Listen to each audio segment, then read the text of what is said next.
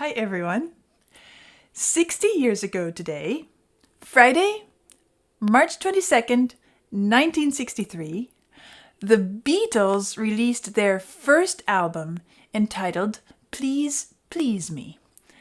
I understand that they had released singles before, but this was their first album. And to commemorate what many claim to be the most influential band in the rock music genre, I decided to start by listening to some of the songs on this album. Vlad told me that 10 of the songs on this album had been recorded in one single day, just 1 month before the album's release on February 11, 1963. The other 4 songs were recorded earlier, sometime in 1962. Now, I want to let you know that Vlad's favorite band is the Beatles. He loves the Beatles. And he has fond memories all the way back as far as he can remember in childhood of listening to the Beatles' music.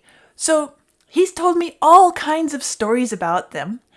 And sometimes when he's listening to them in his headphones, he'll turn to me and say, "This is so amazing. Even after all these decades of listening to the Beatles, they are still so amazing, and I can hardly wait for you to listen to this or the other song." But before I start listening to these songs, I would like to share with you a few quotations from some of the most prestigious publications in the US from back then. Of course, Vlad is the one who collected them for me. So the Beatles came to America for the first time on February 7, 1964, close to a year after this first album's release.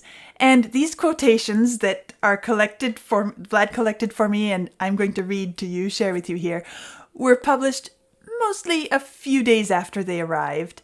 And I think you'll find it interesting to see the attitude, the response that they elicited in their first arrival in the US. So I have about 6 quotations to read, and let me just share them with you. Quiet drum. All right, so they arrived on February 7. Now, on the 10th of February, the New York Times published this, saying, "The Beatles' vocal quality can be described as hoarsely incoherent, with the minimal enunciation necessary to communicate the schematic texts." 2 theories were offered in at least one household to explain the Beatles' popularity. The specialist said, "We haven't had an idol in a few years.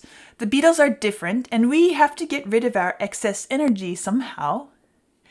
The other theory is that the longer parents object with such high dudgeon, the longer children will squeal so hysterically. So that was New York Times, February 10, 1964. And you can hear the attitude there, the kind of superiority and not really pleased with this new group. Then, the following day, on February 11, the Los Angeles Times wrote, "With their bizarre shrubbery, the Beatles are obviously a press agent's dream combo. Not even their mothers would claim that they sing well, but the hirsute thickets they affect make them rememberable, and they project a certain kittenish charm which drives the immature, shall we say, ape." And again, you hear it in the commentary here. It's all about, they're no good singers, but okay, they have a unique look. All their hair on their faces and heads and everything.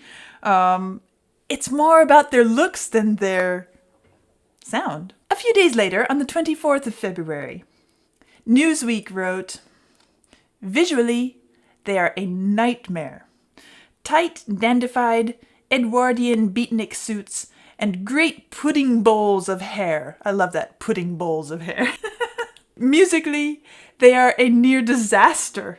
guitars and drums slamming out a merciless beat that does away with secondary rhythms, harmony, and melody. Well, maybe I'm going to be critical as well, who knows, but again, you hear the criticism in here. Their lyrics, punctuated by nutty shouts of yeah, yeah, yeah, are a catastrophe, a preposterous farrago of Valentine card romantic sentiments. The big question in the music business at this moment is, will the Beatles last? The odds are that, in the words of another era, they're too hot not to cool down. And a cooled down Beatle is hard to picture. It is also hard to imagine any other field in which they could apply their talents. And so, the odds are that they will fade away, as most adults confidently predict. But the odds in show business have a way of being broken, and the Beatles have more showmanship than any group in years. They might just think up a new field for themselves. After all, they have done it already. It's an interesting line of reasoning there in that quotation, and, starting out by saying they're just a catastrophe. Visually, musically, lyrically, no good. But they're showmen, and they seem to have carved out a little niche for them, and while a lot of people think that they're going to fade away, Newsweek is saying, is allowing, they might make a place for themselves. Seems they did, from what I hear. Then on the 29th of February, Chicago Tribune said, "The Beatles must be a huge joke, a wacky gag, a gigantic put-on. And if, as the fellow insisted on What's My Line, they're selling 20,000 Beatles wigs a day in New York at $2.98 a shake, then I guess everyone wants to share the joke and the profits." Okay, so people are catching on now. They've been in the US for a few weeks, and already you can hear that the tone is changing slightly to allow for the fact that they seem to be really successful, even if we think they're horrendous. Also on the 29th, Science Newsletter.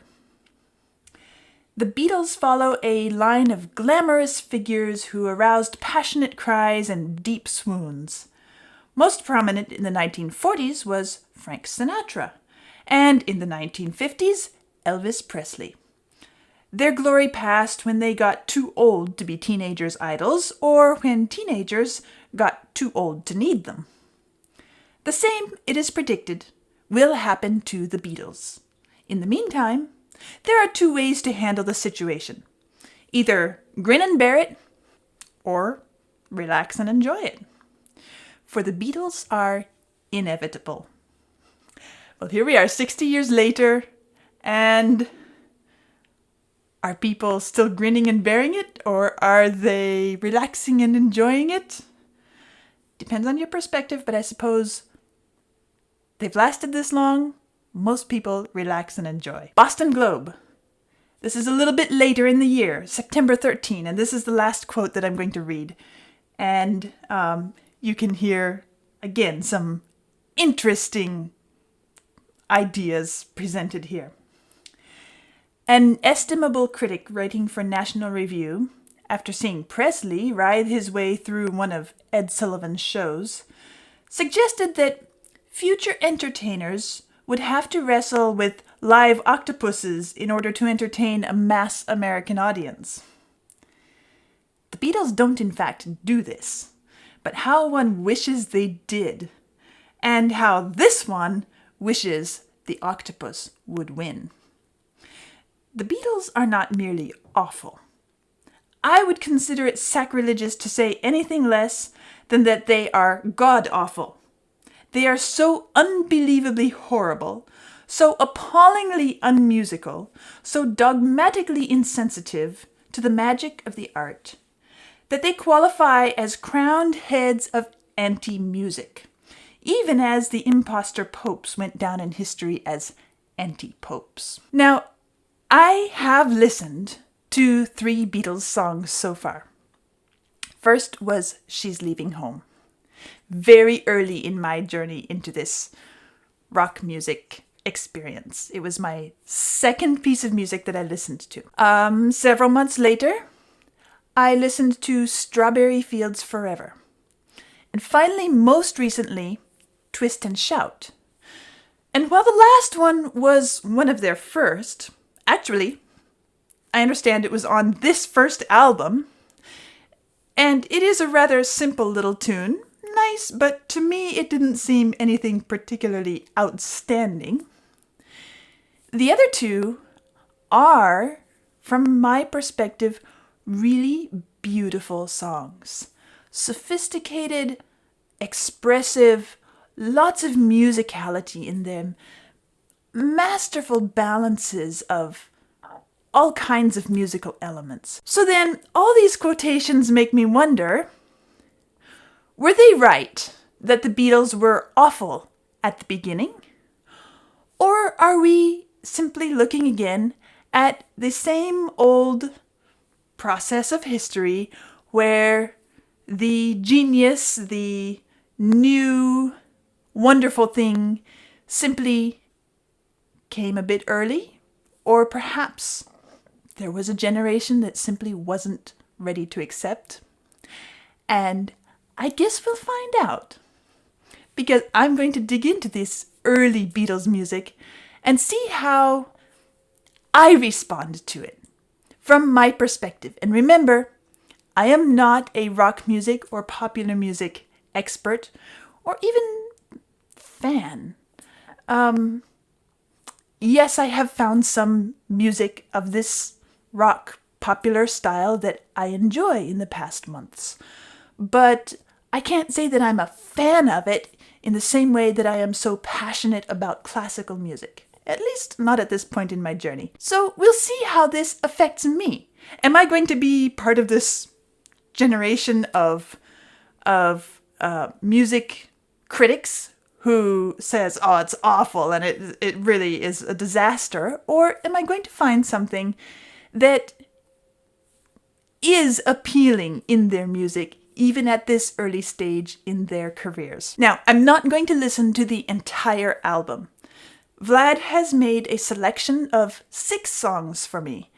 And while I imagine that some of you would have probably made different choices, his main goal in selecting these particular songs for me was to help me understand the unique personality and style of the Beatles at this point in their careers.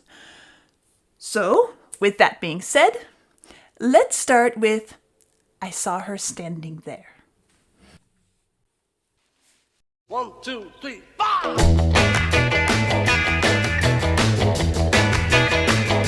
Well, she was just 17, you know what I mean.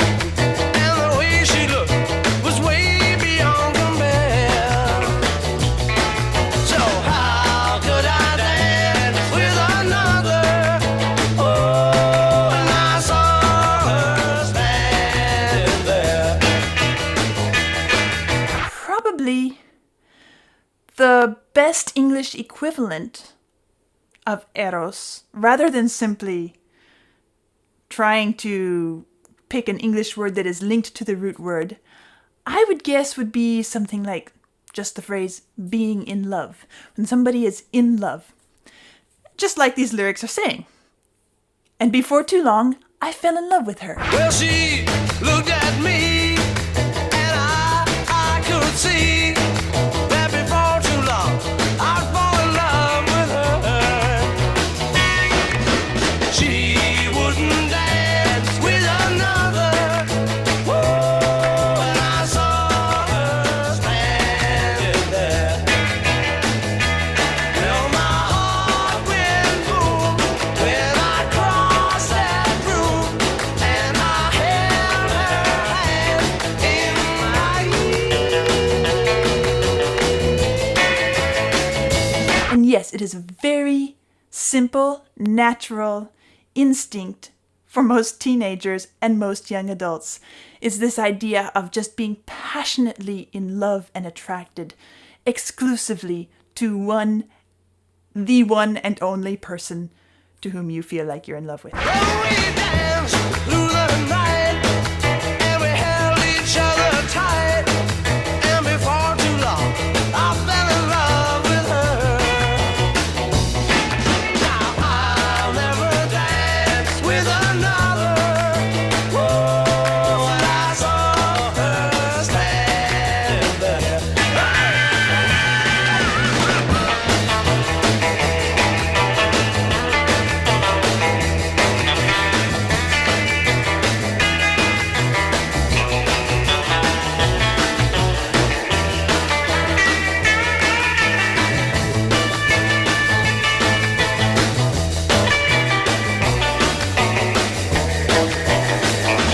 That is the appeal of this song. This young, fresh, unpolished, unsophisticated, completely genuine, passionate attraction to one other person. My heart went boom when I crossed that room, and I held her hand in my oh, we danced through the night, and we held each other tight. And before too long, I fell in love with her. Now I'll never dance with another. Oh, since I saw her standing there. Oh, since I saw her standing there. Yeah, well, since I saw her standing there.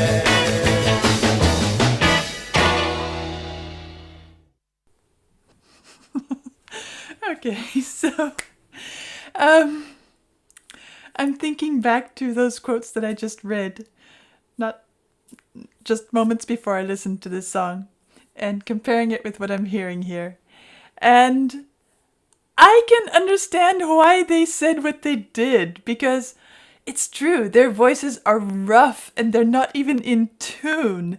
And it's there's this very rustic, unpolished quality about the entire song. We could say it's a mess in a lot of ways, but at the same time, there is a sort of charm to it. It has a very, shall I say, innocent and completely unpretentious quality to it, which is very appealing. It makes me think of the kind of getting together and just jamming together sound that young people do when they have a few voices, a little bit of guitar or banjo or fiddle or something, and they all get together, and maybe somebody has a harmonica, maybe somebody has I know somebody who plays what he calls a saxophone, but it's just a little piece of plastic he holds in his mouth. I have an uncle who can play tunes on a blade of grass. You know, it's that sort of very incredibly casual, completely free, innocent style of music making that this recording gives me that vibe a bit.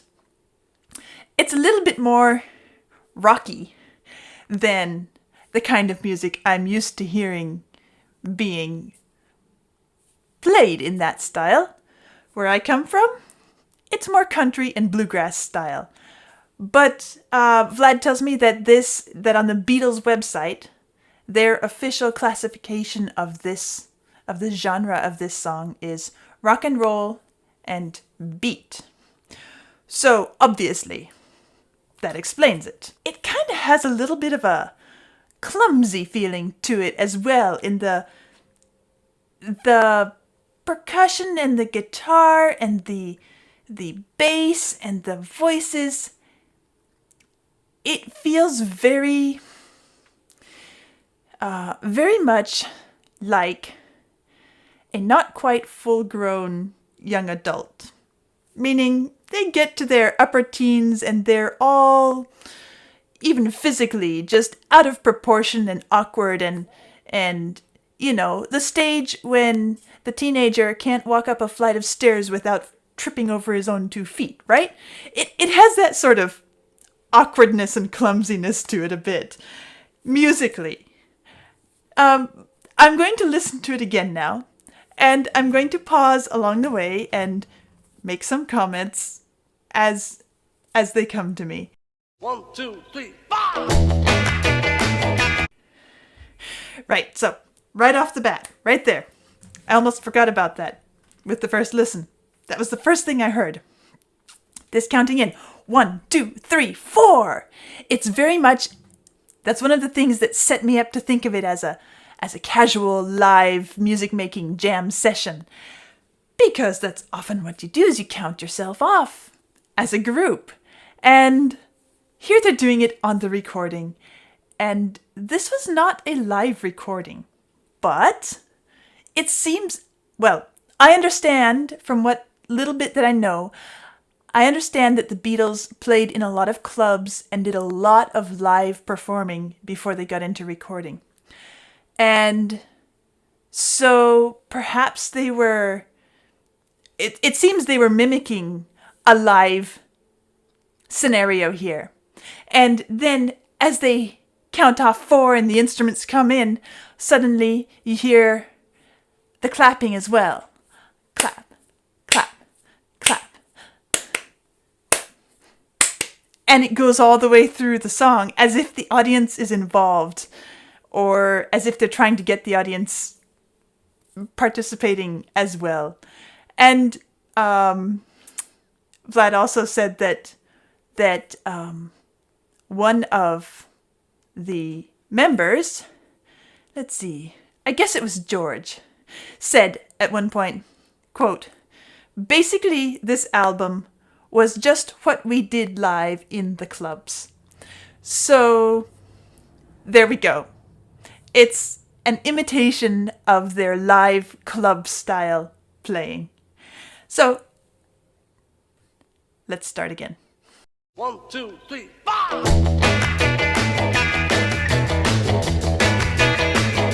Well, she was just 17, you know what I mean. And the way she looked was way beyond compare.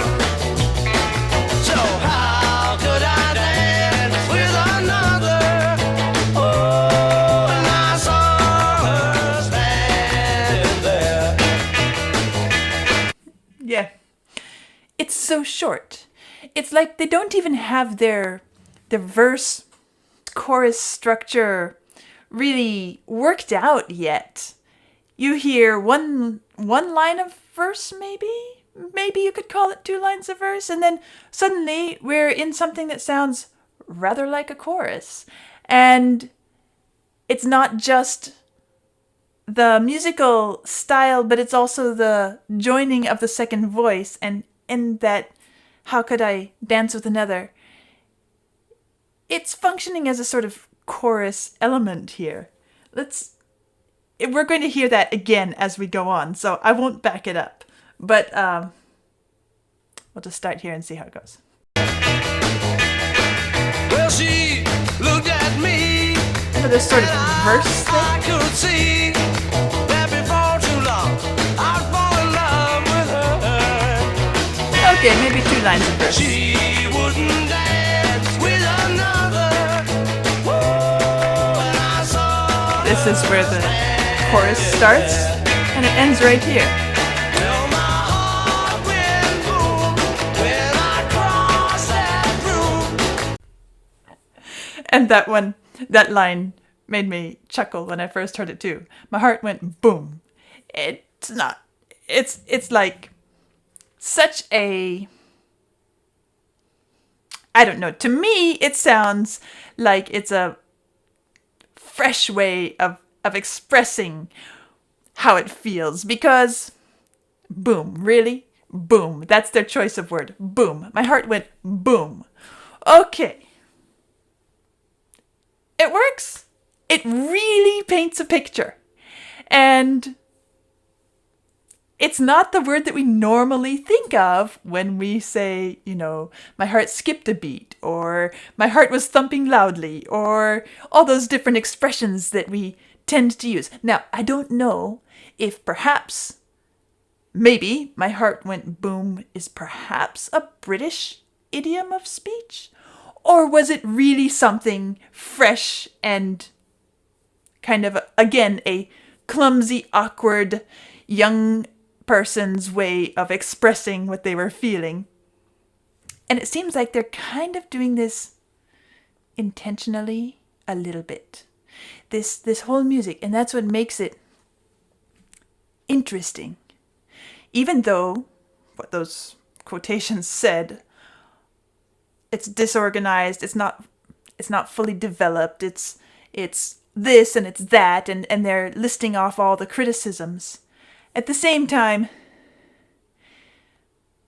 I can understand why this appealed to the young people, because it was so much an expression of their experience, their life experience, and their state in development. And they could relate to it. They could feel like, finally, somebody understands us, and they're expressing in music how we're feeling and what life is like for us. And it's relevant, and it's immediate, and we know exactly what they're doing. Of course, the older generation was like, this is a disaster. You have no education, you have no musical training, and it sounds horrendous. Okay. Anyway, let's go on.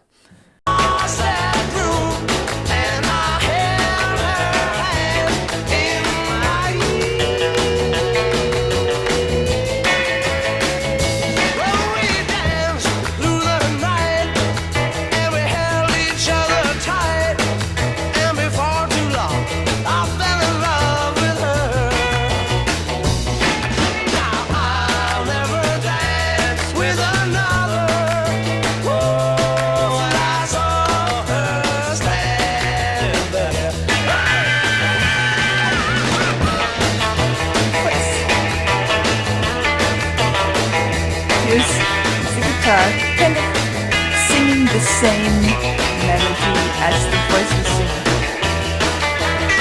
I'll wait till it comes to the end, then I'll pause and listen.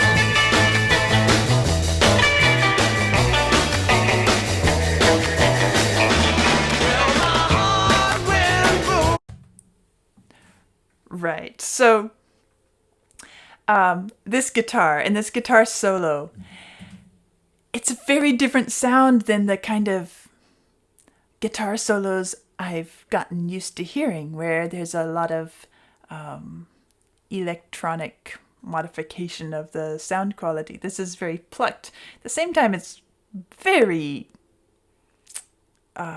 crude in a way. And I don't mean that disparagingly, okay? So don't jump on me yet, because I'm just saying what's coming to mind. It has a sort of crude sound to it, because it sounds more like a banjo that's been amped up a little bit. It doesn't have the reverb. It doesn't have the ring and the sustain that that my ears expect from an acoustic instrument. And yet it's not functioning, it's not being used in the way that I've gotten used to hearing the electric guitar, where they have more of a sustained sound when they do their solos most of the time. And so it's a funny little balance. And the closest equivalent I can think of from what I've heard would be banjo. If you ever listen to banjo music, it has that same sort of clunk, clunk, clunk sound to it, where it doesn't really ring and give you a sustained sound. It just kind of clunks out the pitch and then it's gone. This is kind of jumping across the pond a little bit, because the Beatles are British. Well, they're here in the US. They were here in the US when all those quotations were read, but this was their first album released. And so, of course, I'm kind of jumbling things together here historically, I know. But it reminds me of the Appalachian style of fiddle and banjo, possibly dulcimer, guitar, whatever, and jugging for the bass. And you hear that in the bass. It's not a really clear, strong bass sound. It's more of that jugging bass sound. And again, I know I've jumped across to something where I have a little bit of exposure, right? But I also know that mountain music can be traced back to the British Isles. So probably there's a lot of British folk elements in this style, which maybe I can't link very cogently, eloquently, because I don't know the history that well on the British side of things. But piecing those little bits together, I can start to see it has this pub folk and live performance quality. All right, so having said that, let's keep going and finish the last verse here.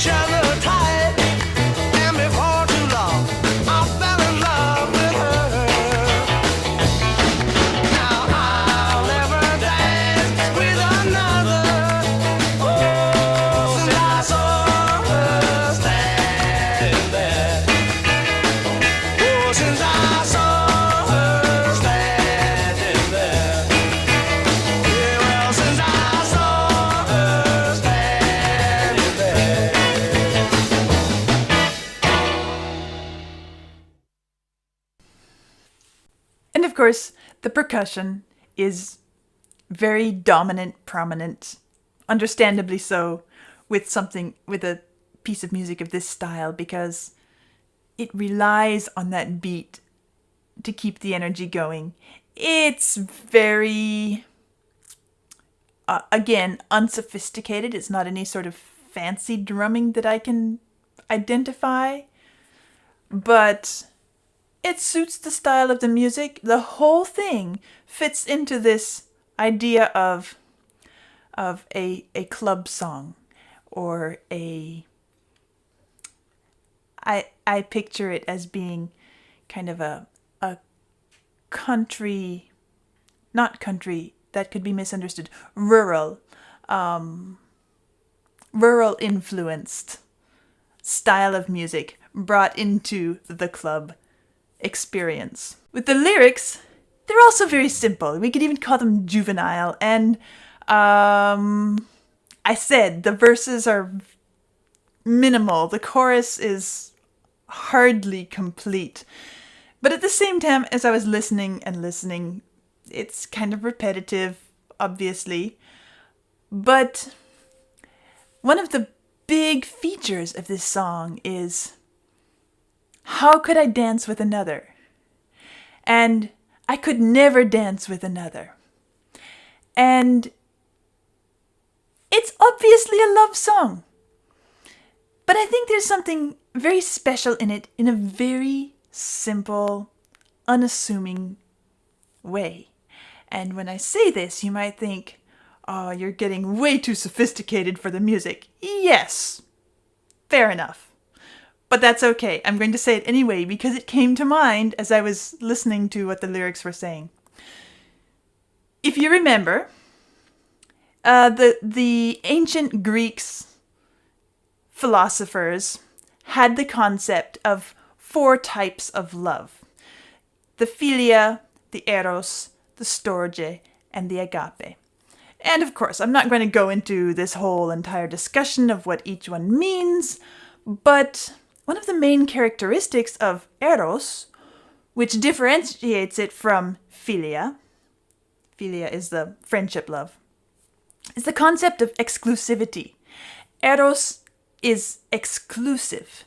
And of course in English we get the words erotic and those sorts of words from that root word eros, and it kind of warps our mind about what the philosophers originally thought about what eros is, because they weren't thinking in terms of eroticism.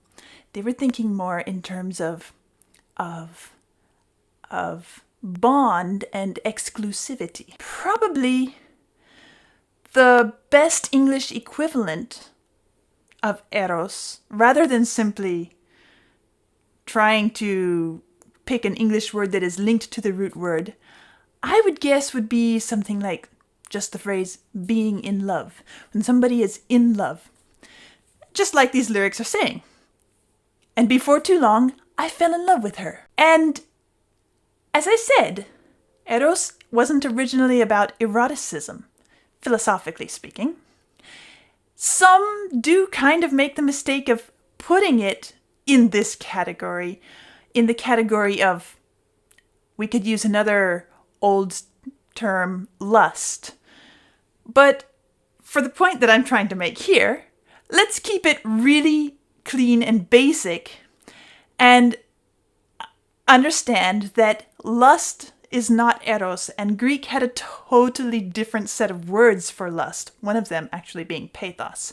But coming back to this, I am maybe not surprised, because it is an instinct that is built into us, especially those who live in very traditional cultures.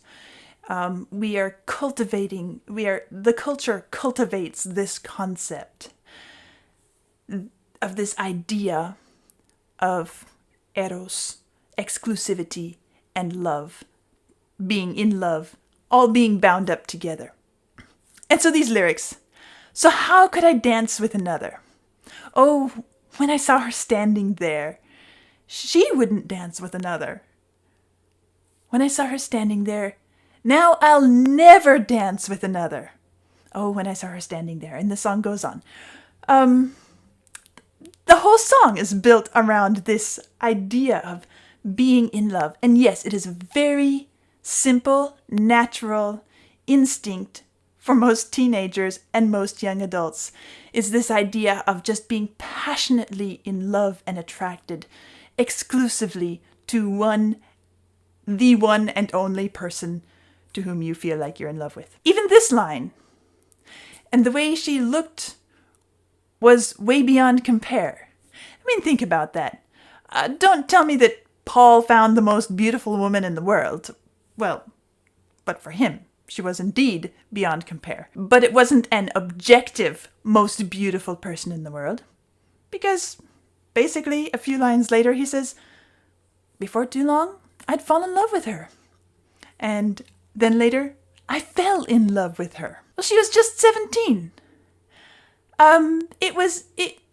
It's young love. We might even call it puppy love, right? But that is the appeal of this song. This young, fresh, unpolished, unsophisticated, completely genuine, passionate attraction to one other person. I think that is something which, even though it's not couched in any sort of complex or highly developed language or music or whatever, it is still something very special. And I actually think that because of the unsophistication and the lack of polish, the lack of development, it is conveyed in this very, I could say, genuine way. Because that is naturally how it comes out in real life for real young people. And I hope you can all remember those moments in your life if you had those moments. And hopefully most of you have had those moments because they're very special.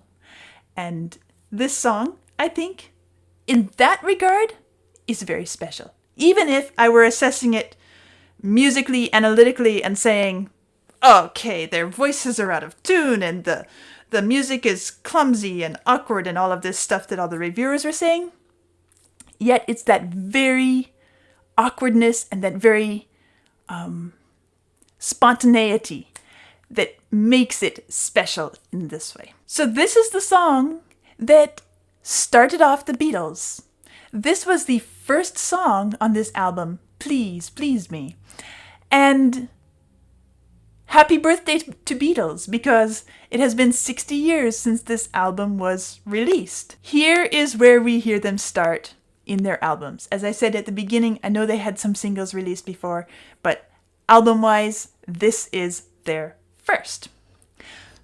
So that's the beginning of my journey through the Beatles' development. This is what I hear right here and right now. These are my thoughts.